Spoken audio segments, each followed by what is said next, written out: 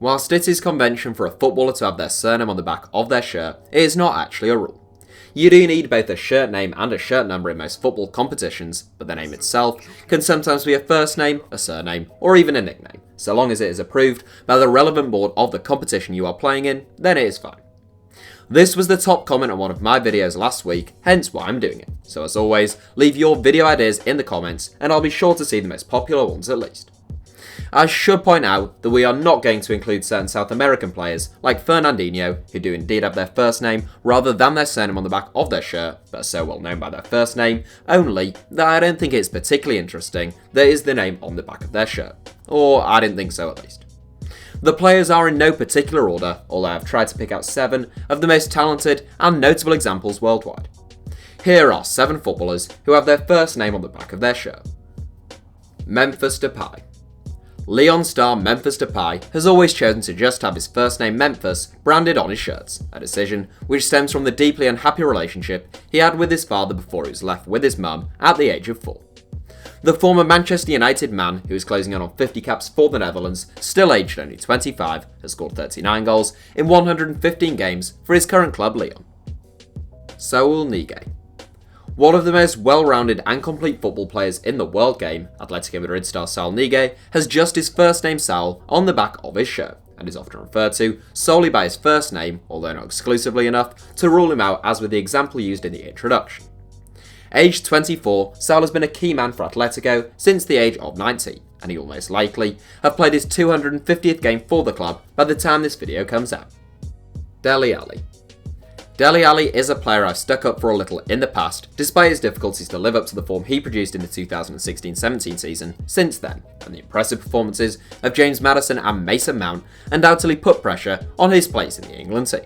However, it is worth remembering that Dele Alli scored 18 goals in his best Premier League campaign and 5 in his worst, which he missed over a third of through injury, whilst James Maddison scored 7 goals in his only Premier League campaign, despite being only 1 year younger than Alli, and Mason Mount is only playing his first top flight campaign right now. Alli has his first name Dele on the back of his shirt since his dad left his family when he was only a week old, and he didn't have the best relationship with his mother either, being brought up by a different family in Milton Keynes from the age of 13 onwards.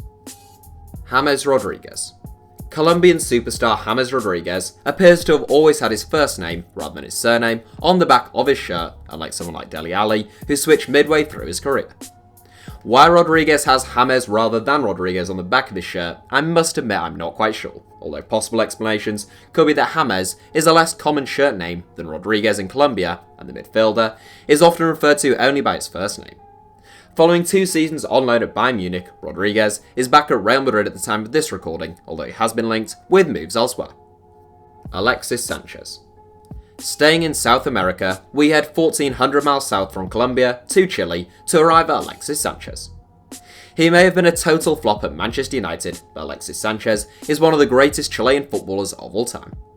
Brilliant at Udinese, Barcelona and Arsenal, and inspired for the national team, Sánchez has won 130 caps and is his country's most capped player and all-time top scorer at the age of 30.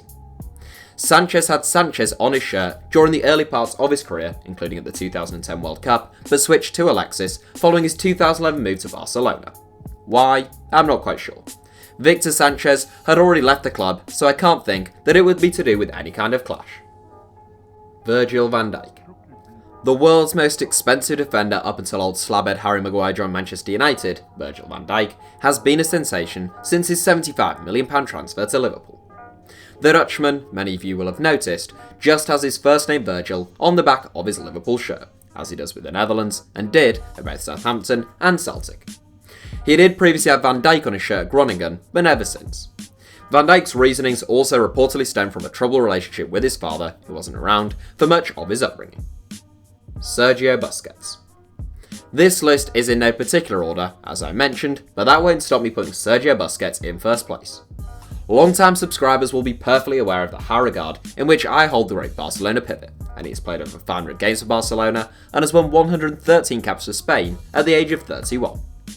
Busquets' full name is actually Sergio Busquets Burgos, but he apparently prefers to go by Sergio, and that's why it's the name on the back of his shirt. That's it for today's 7. Thanks for watching, give us a like if you enjoyed the video, and obviously make sure you're subscribed to HITC Sevens. Also, if you're watching on mobile, just try tapping your screen now. Apparently that is sometimes required to bring up our little subscribe button and a couple of other videos that YouTube thinks you might enjoy.